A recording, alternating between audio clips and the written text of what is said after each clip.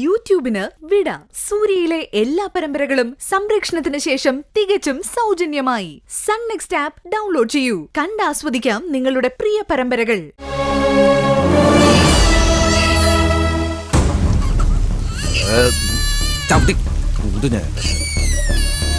ഇതേ കൂടെ എടുത്തോണ്ട് പോവാറുണ്ട്.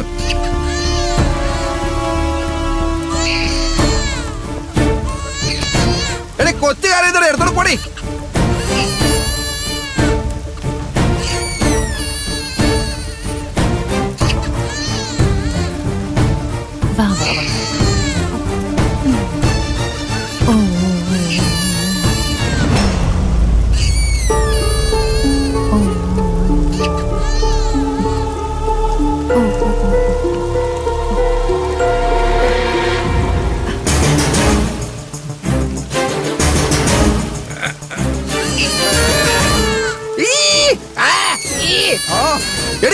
കരുതോണ്ടിരിക്കുന്നത് എടുത്തോണ്ട് പോടിയതാ.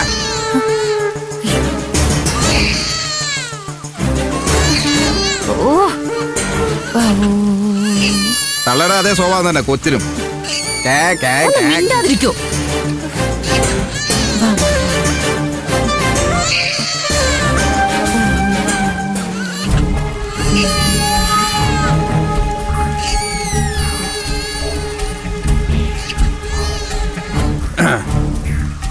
സമാധാനായി.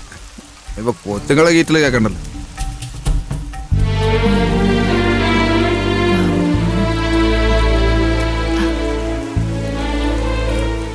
നല്ല മഴയെ തണുപ്പു. വെറുതെ വഴക്കുണ്ടാക്കി പറഞ്ഞു വിട്ടു. തലാന എനിക്ക് തലാന.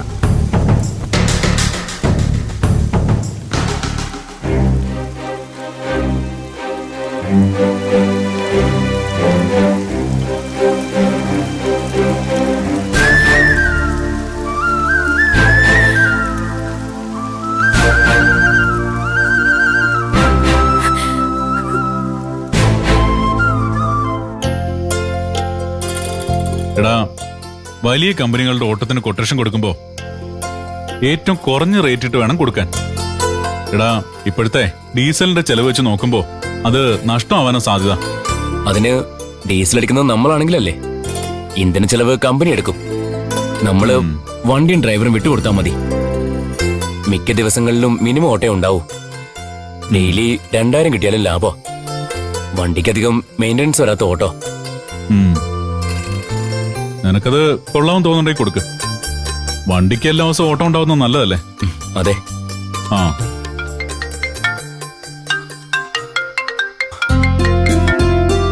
ഹലോ.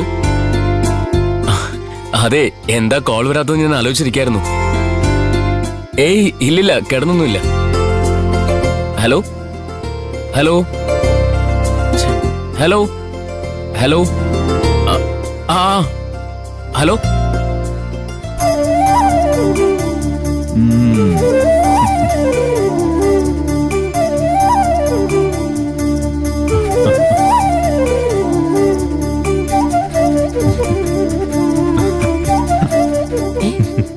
ഇന്ദ്രേട്ടന്റെ മുഖത്തെന്താ ഒരു കള്ളച്ചിരി?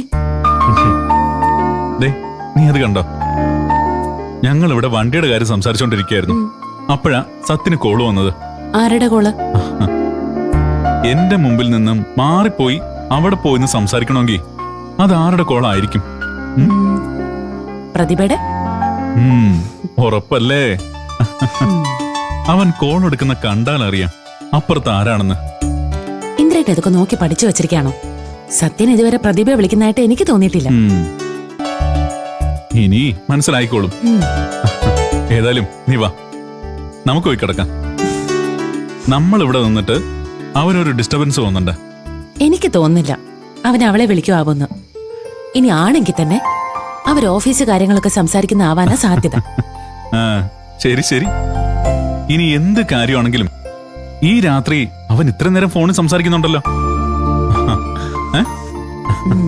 അപ്പൊ നീ വാ, അവനോടൊന്ന് സംസാരിക്കട്ടെ. Okay sir.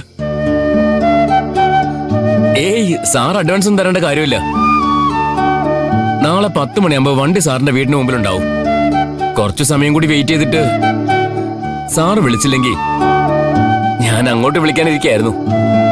ആ ഓക്കെ സർ, ഗുഡ് നൈറ്റ്.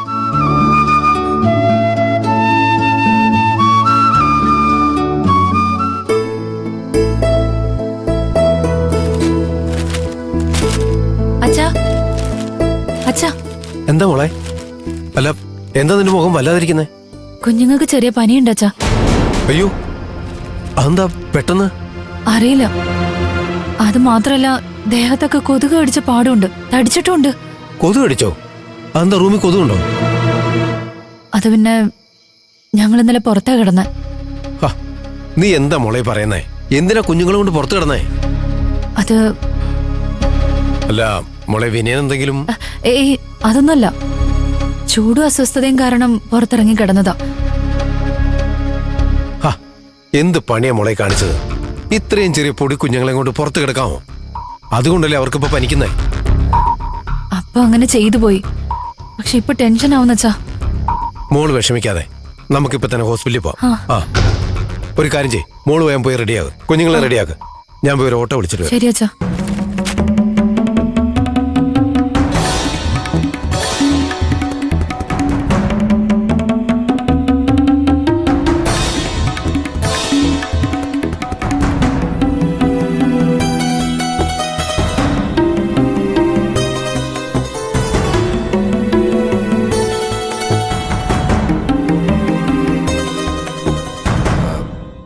ഹോസ്പിറ്റലിൽ പോകാൻ പണം വേണ്ടേ?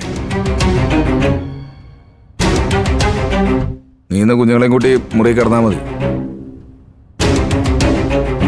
നീ എന്താ ഒന്നും മിണ്ടാത്തത്? എന്നോട് ദേഷ്യായിരിക്കും എനിക്കറിയാം.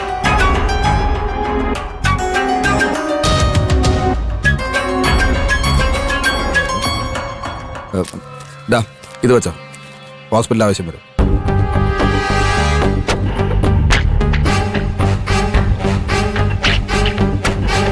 എനിക്കാരുടെ ഔദാര്യമൊന്നും വേണ്ട. എന്റെ മക്കളുടെ കാര്യം നോക്കാൻ എനിക്കറിയാം. യാതൊരു മനസാക്ഷിയില്ലാതെ രാത്രി മുറിയിൽ നിന്ന് ഇറക്കി വിട്ടതല്ലേ ഞങ്ങളെ. നിന്നോട് മര്യാദക്ക് സംസാരിക്കാൻ വന്ന എന്നെ പറഞ്ഞാൽ മതിയല്ലോ. ഇതെല്ലാം സംഭവിച്ചത് നിന്റെ ഈ അഹങ്കാരം കൊണ്ടാ. ആ അതെ, എനിക്ക് അഹങ്കരിക്കാലോ. സ്നേഹസമ്പന്നനായ ഒരു ഭർത്താവില്ല എനിക്ക്. അതിനപ്പുറം എന്താ ഒരു ഭാര്യയ്ക്ക് വേണ്ട? നിന്റെ ഈ നാവിന് റൂമിൽ നിന്നല്ല, ഈ വീട്ടിൽ നിന്ന് വേണം ഇറക്കി വിടാൻ.